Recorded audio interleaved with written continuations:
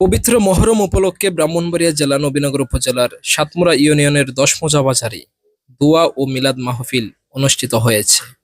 মঙ্গলবার ৩০শে জুন আসর নামাজের পর মায়ের দোয়া গোস্তের দোকানের উদ্যোগে তাজু, খাইরুল, লিটন ও সাবেক সৈনিক বাশারের সার্বিক সহযোগিতায় এই দোয়া মাহফিল অনুষ্ঠিত হয়।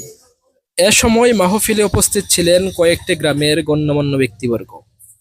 অনুষ্ঠানে পবিত্র মহরম মাসের তাৎপর্য তুলে ধরে মুসলিম উম্মাহর শান্তি, সমৃদ্ধি এবং কল্যাণ কামনা করে বিশেষ মোনাজাত করা হয়।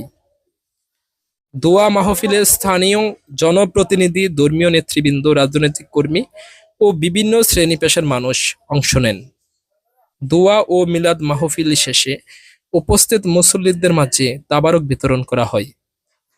ব্রাহ্মণবাড়িয়া জেলা নবীনগর উপজেলার সাতমুরা ইউনিয়ন ১০ মোজা বাজার থেকে সর্বশেষে জানাচ্ছিলাম আমি কমল দেবনাথ, কমল বাংলা 24।